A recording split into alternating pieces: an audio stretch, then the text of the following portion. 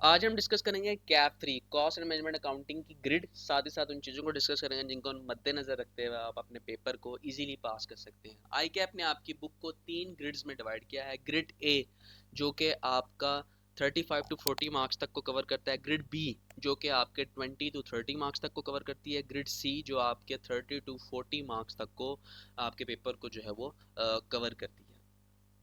Grid ए की अगर मैं डिस्कशन करूं, इसके अंदर जो है वो inventory valuation, marginal absorption costing, job and batch and service costing, overheads, labour, यानी कि चैप्टर 1, 9, 6, 3, 4 ये 35 टू 45 मार्क्स तक की वेटेज को कवर करता है। इसी तरह grid B process costing, cash flow and production, standard costing and various analysis जो कि चैप्टर 7, 8, 5, 10, 11, 12, 20 टू 30 मार्क्स तक की वेटेज को आपके पास जो है वो आपके पेपर के अंदर टेस्ट किया जाता है। ग्रिड सी जो कि 4 चैप्टर्स पर मुश्तमिल है। इसके अंदर inventory management, CVP analysis, relevant costing, decision making जो कि 30 टू 40 मार्क्स तक की वेटेज को कवर करता है। अगर आप गौर करें तो यही मोस्ट इंपॉर्टेंट ग्रिड है जो कि आपके 30 से 40 मार्क्स तक सिर्फ 4 चैप्टर्स के अंदर जो है वो कवर हो रहा है। अगर आप इसको अच्छे तरीके से कर लें तो आप अपने एग्जाम्स के अंदर 30 से 40 मार्क्स अच्छे तरीके से जो है वो गेन कर सकते हैं, यानी कि चैप्टर 2, 13, 14 एंड 15।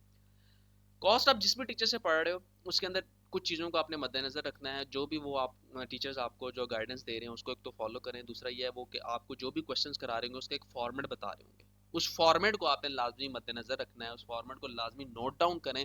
अगर उनकी तरफ से फॉर्मेट प्रोवाइड किया जाता है तो उसके पास उसको अपने पास महफूज रखें, ताकि इन केस जब आप फाइनल एग्जाम्स की प्रिपरेशन कर रहे हो तो आप उसको इजीली रिवाइज कर सकें।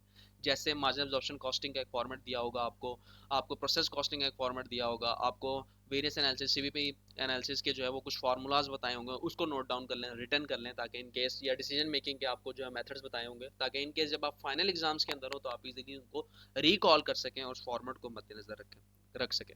यहाँ पर जो मोस्ट प्रॉब्लम स्टूडेंट को फेस करने को मिलती है उसे ये पता नहीं होता कि ये क्वेश्चन आप किस फॉर्मेट पे करना है। क्वेश्चन पढ़ने के बाद उसको समझ आ रही होती है, चीजें अंडरस्टैंड कर रही होती है, लेकिन उसको ये समझ नहीं आ रहा था अब इसको पेपर के ऊपर प्रेजेंट कैसे करना है। अगर उसके जहन में फॉर्मेट होगा, माइंडसेट होगा, तो वो इजीली चीज़ों को वहाँ पर पुट इन करता जाएगा और आराम से उसको सॉल्व कर लेगा और उसके लिए इजी हो जाएगा। इसलिए फॉर्मेट के ऊपर जो है वो फोकस करें, ताकि आपको याद रहे कि आपने किस सवाल को किस फॉर्मेट के ऊपर और किस चीज़ों के ऊपर मद्देनजर रखना है, ताकि इन केस फाइनल एग्जाम्स के अंदर आपको प्रॉब्लम ना हो।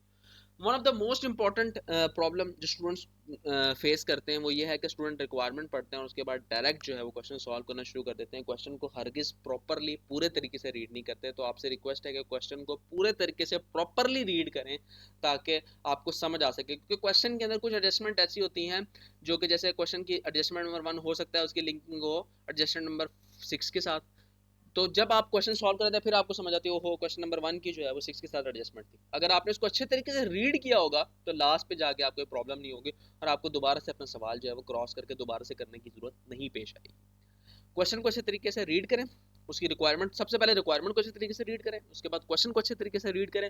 उसके बाद जो है वो अपने माइंड के अंदर एक रोड मैप लेकर आएंगे आपने किस चीज़ों को मद्देनजर रखते हुए और किस फॉर्मेट को मद्देनजर रखते हुए इस क्वेश्चन को जो है वो आपने सॉल्व करना है। उसके बाद वो फॉर्मेट और फिर अगेन जो जो इन्फॉर्मेशन आपको दी है वो पुट इन करें और क्वेश्चन को अपने सॉल्व करें। कहीं पर अगर आप फाइनल एग्जाम्स के अंदर लैग कर जाते हैं, आपको कोई चीज़ जो है वो समझ नहीं आ रही, तो उसको एज्यूम करें और आगे परसू करें और चलते जाएं, क्योंकि ये न्यूमेरिकल पेपर और यहाँ पे भी आपको हर स्टेप्स के मार्क्स आई कैप जो है वो प्रोवाइड करता है, तो स्टेप बाय स्टेप मार्किंग जो है वो करता है। आई कैप ने इस पेपर को 2 हिस्सों में डिवाइड किया होता है, सेक्शन ए सेक्शन बी के अंदर। सेक्शन ए के अंदर जो है वो आपसे शॉर्ट क्वेश्चन पूछता है जो कि मैक्सिमम 10 मार्क्स तक होते हैं, और पार्ट बी जो है इसके अंदर आपसे 16 से 18 मार्क्स तक के क्वेश्चन जो है वो आई कैप आपसे टेस्ट कर सकता है। सो टोटल आपको जो है वो 9 क्वेश्चंस आते हैं और इन क्वेश्चंस को आपने अटेम्प्ट करना होता है। हर क्वेश्चन उसका हर पार्ट नए पेज से करें। जैसे क्वेश्चन नंबर 9 है, इसके आई कैप ने 2 पार्ट दिए, तो क्वेश्चन नंबर 9 का ए पार्ट एक पेज पे, क्वेश्चन नंबर 9 का बी पार्ट जो है वो नेक्स्ट पेज पर हो। इस चीज़ों को मद्देनजर रखें।